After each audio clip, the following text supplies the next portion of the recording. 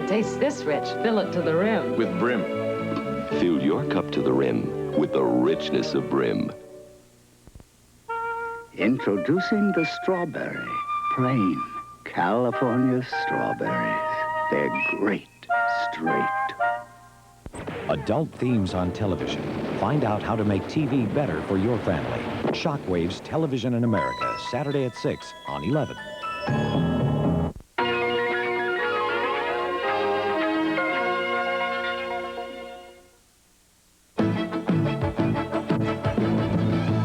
From the Twin Cities Action Center, News 11, your new choice for news, with Paul Majors, Diana Pierce, Tom Ryder on sports, and meteorologist Paul Douglas. Good evening. Topping tonight's News 11, a critical time for Minnesota farmers. A period in which they could make or break their farms. So far this season, cold, wet weather has slowed spring planting on many farms, but there's still a ray of hope for a good season. Jeff Reisman leads a team report on the outlook for farmers.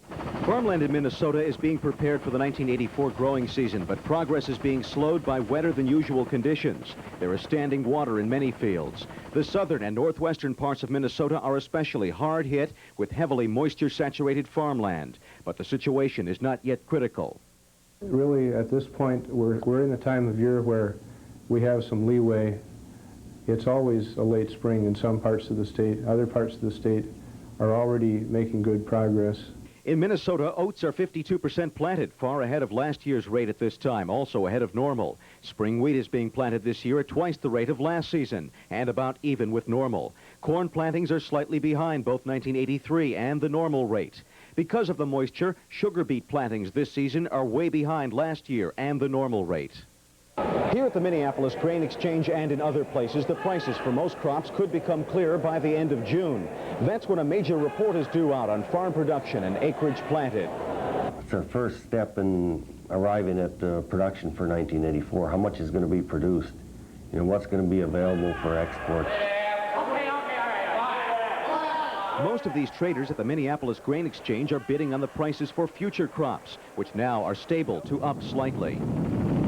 But it's what happens out here over the critical next 3 weeks that should help determine how good the 1984 state farm picture will be, what kinds of prices we will be paying as consumers, and what kinds of prices farmers will get for their products.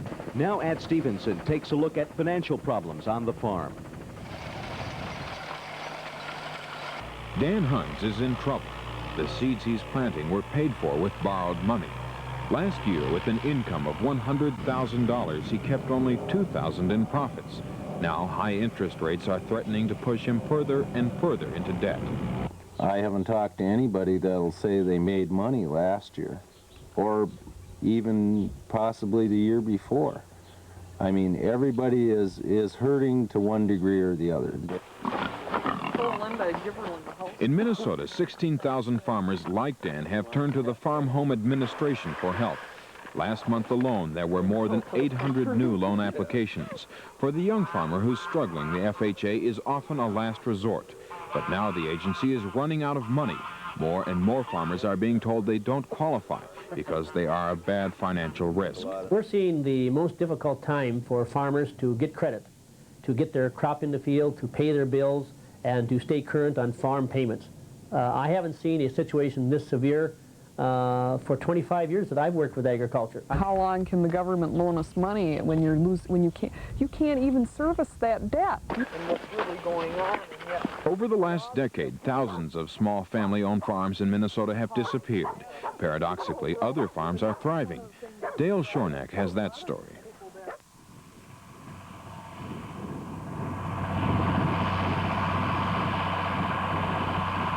Jim Raymond farms nearly 150 acres of land and milks more than 50 head of dairy cattle.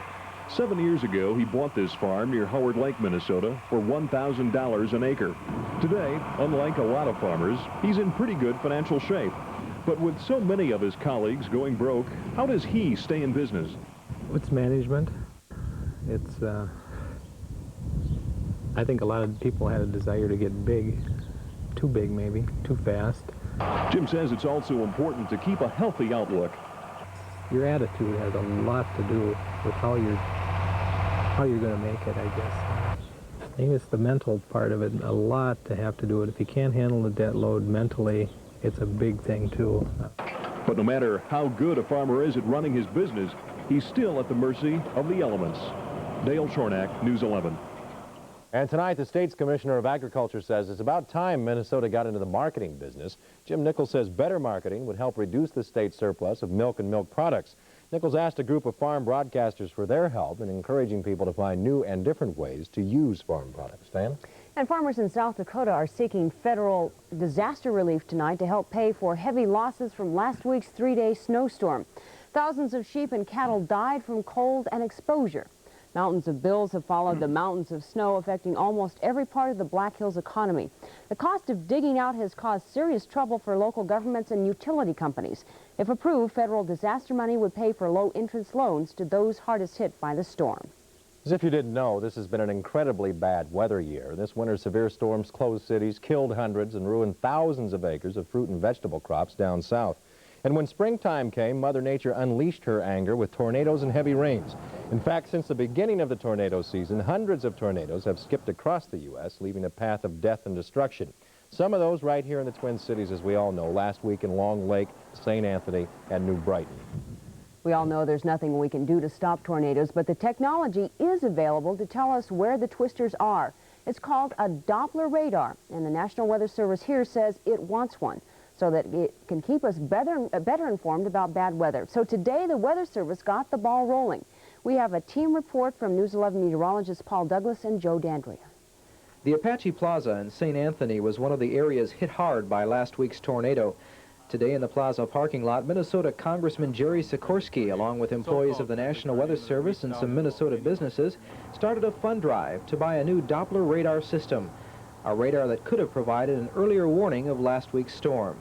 The Weather Service employee who is starting the fund drive said the storm prompted his actions.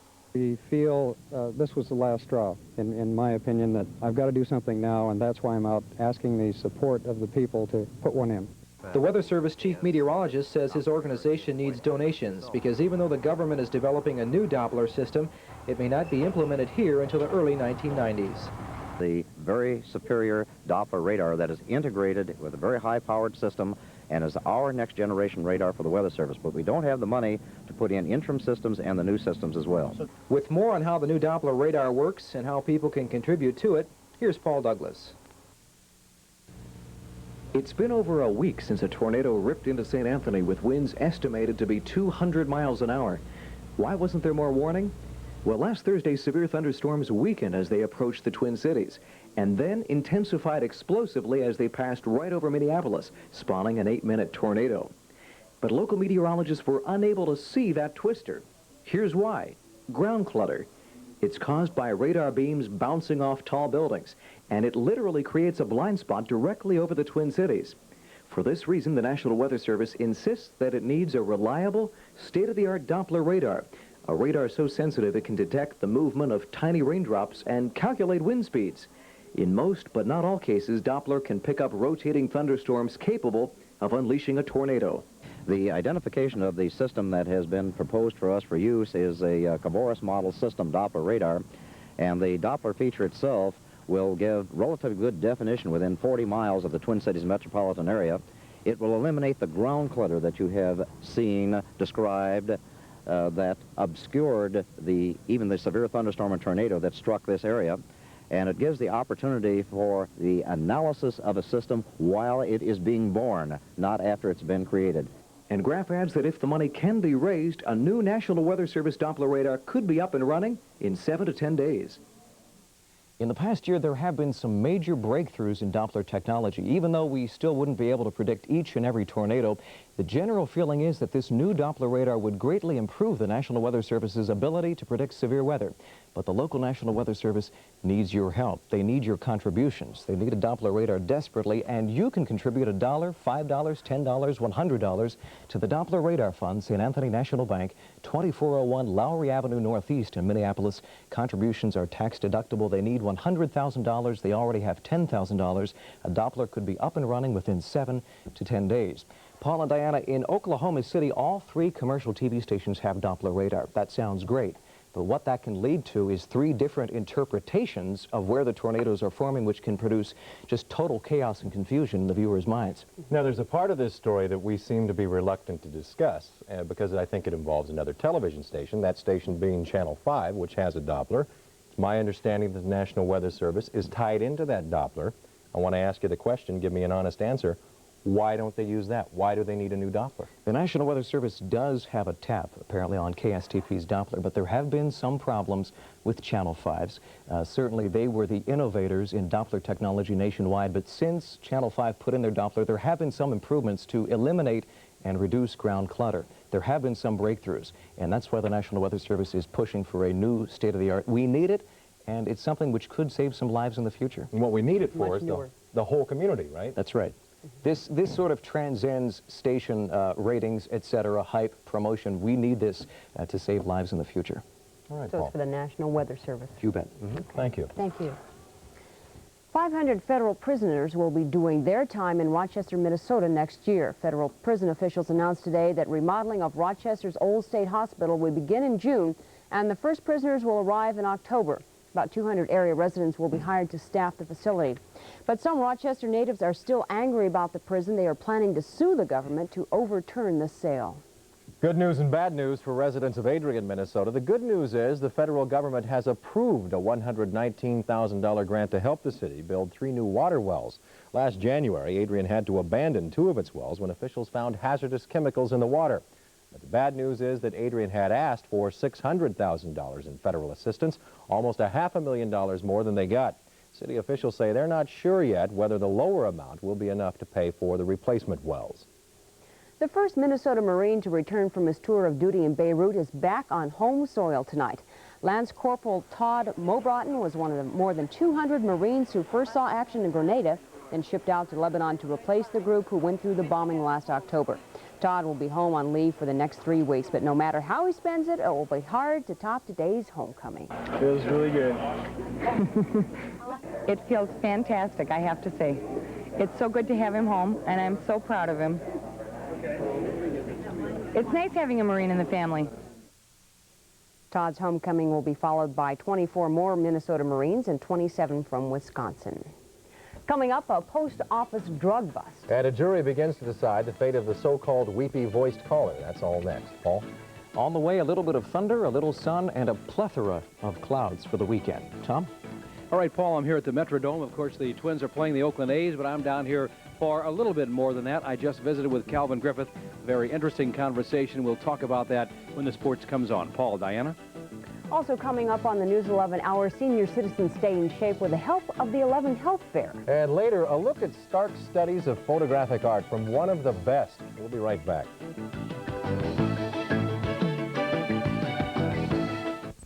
An exclusive Diamond Edition sale from your Twin Cities Subaru dealers. Your dealers have made a special purchase of over 150 special Diamond Edition Subarus, all specially equipped, all very specially priced. Every Subaru model is included, 2-door models, 4-door models, 4-wheel drives, even station wagons. If you're considering a new car, stop in to see any one of these Twin Cities Subaru dealers for the buy of a lifetime. Are you still using AT&T instead of MCI for long distance? Well, I hope you're happy. Because by not using MCI's more modern, up-to-date system, all you're doing is taking money out of your pocket and handing it over to AT&T. Well, not that they don't appreciate it. They do. In fact, every month they send you a thank you note. It's called the bill. Call MCI now. Join Burt Lancaster and nearly 2 million others saving up to 30, 40, even 50% on their out-of-state calls. Mint. Pure. Creamy. Refreshing. Whipped into a fresh, creamy center. Covered with just the right amount of rich, dark chocolate. And captured in every box of Junior Mints. Junior Mints, the freshest, creamiest mints this side of paradise.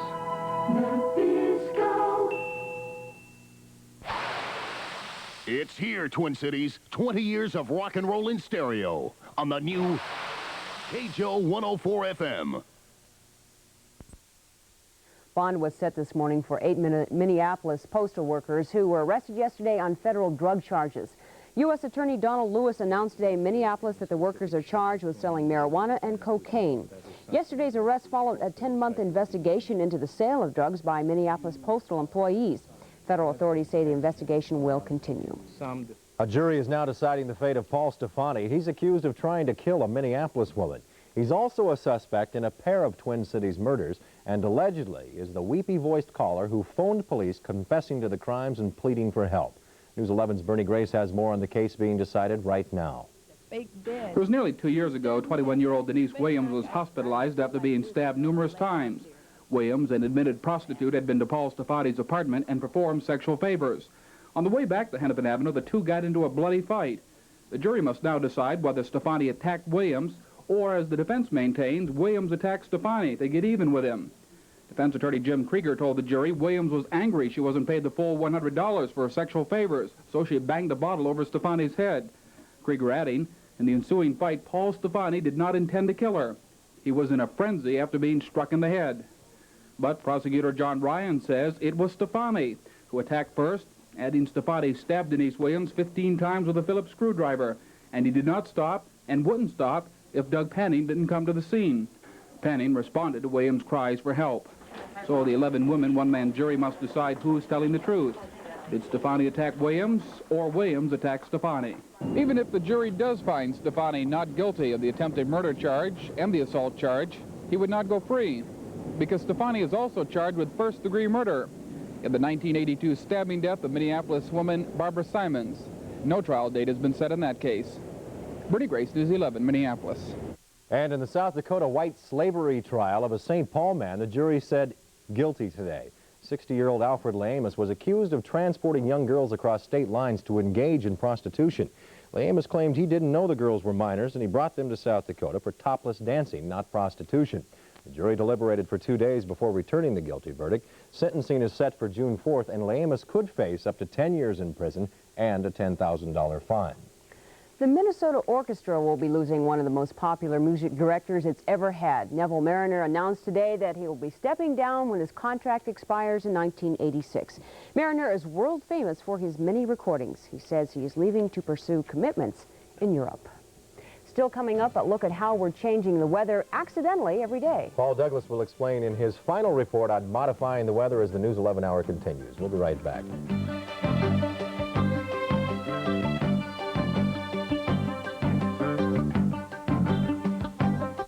Minute rice fits the way you want to cook today. Olé! It's Spanish rice with beef, a minute rice cuisine in 20 minutes recipe. A fiesta of robust flavor, made in one pan in 20 minutes. Just cook beef, tomatoes, vegetables, spices, and always perfect minute rice.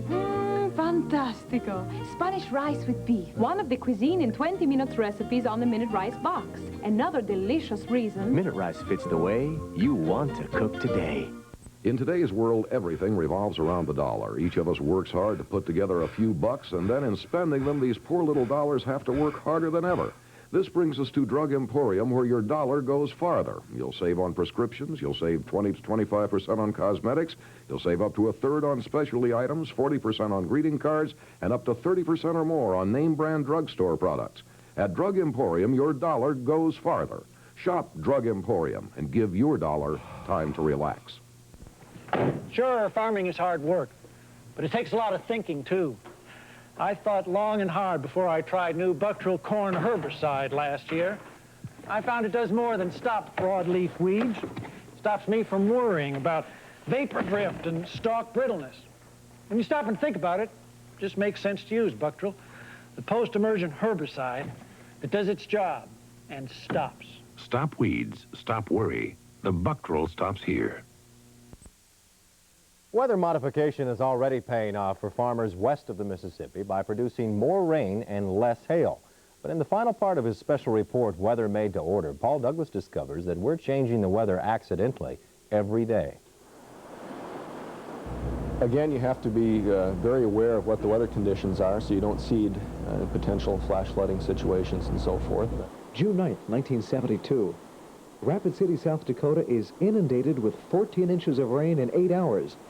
A nearby dam bursts, unleashing a deadly wall of water and mud. 238 people drown. Earlier that afternoon, the clouds near Rapid City had been seeded with salt.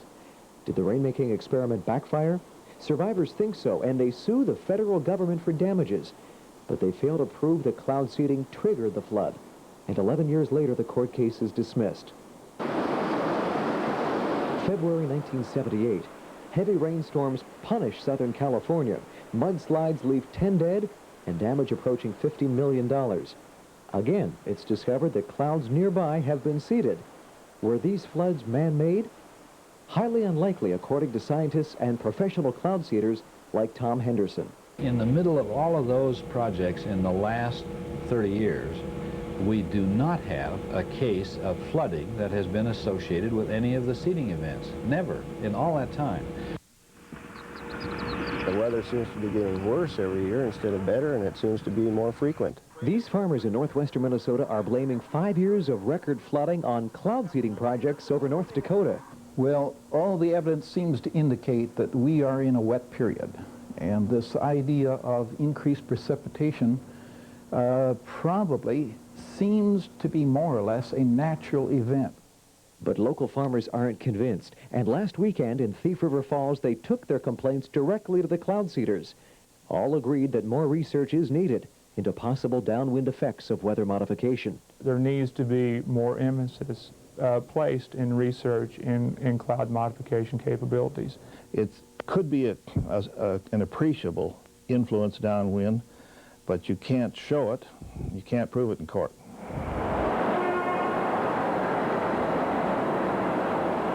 Nothing is more annoying than a rainy day in the city. But ironically, large cities can actually trigger more rain, more flooding, even more hail downwind over the suburbs. In 1977, scientists wrapped up a 6-year study of St. Louis, Missouri, and its impact on local weather.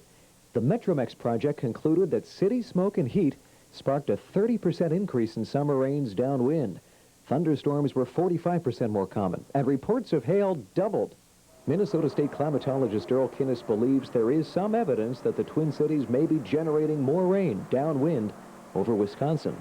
Yes, we see it wet up in there, and I think there is an effect. Studies show that dense fog is more likely to form near large cooling towers, and jet contrails may be blocking out sunlight, leading to cooler temperatures on the ground. I've seen the entire sky in the western part of the United States covered with man-made clouds from vapor trails. We are changing the weather, accidentally and on purpose. Potential benefits of cloud modification, until we have the firm facts, are too much to be ignored. Most experts agree. Farmers are already benefiting from more rain and less hail, and these savings are being passed along to consumers. Are the benefits of weather modification worth the potential risks? The answer is still pretty much up in the air. Atmospheric scientists believe that more research needs to be done, but cloud seeders argue that they can save millions of dollars for American farmers this year. Only one thing is certain. Weather tinkering will demand new safeguards, new regulations, and a new sense of responsibility from those folks who offer weather made to order. With photographer Jeff Cook and pilot Chuck Sheridan, some 16,000 feet above California, I'm Paul Douglas for News 11. And we have some good news. Mike Igo was spotted in the editing booth late last night, and he confirmed that his reports will return starting Monday on the News 11 Hour. Monday's story should be of special interest, especially if you thought about spending money on diet products. So join Mike in Action 11 then. Ooh, I'm going to have to listen to that. You bet. Coming up, band battling in Bismarck. And Paul Douglas says Mother Nature is going to have a hard time figuring out what to do this weekend. Not Paul. He's got it figured out. Mother Nature just doesn't have herself figured out. Anyway, Paul's forecast is coming up, and he'll make more sense than I just did.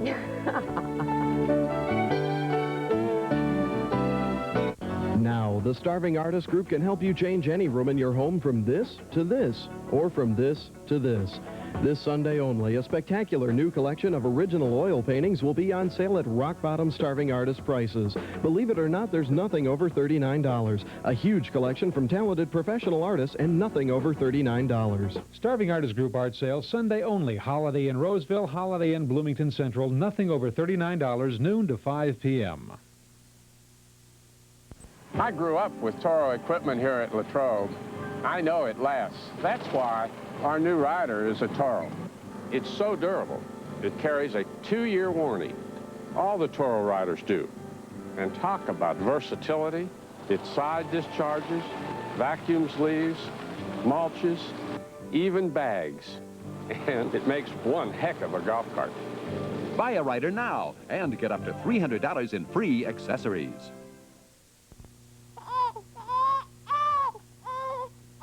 Fairview Hospitals announce a birth.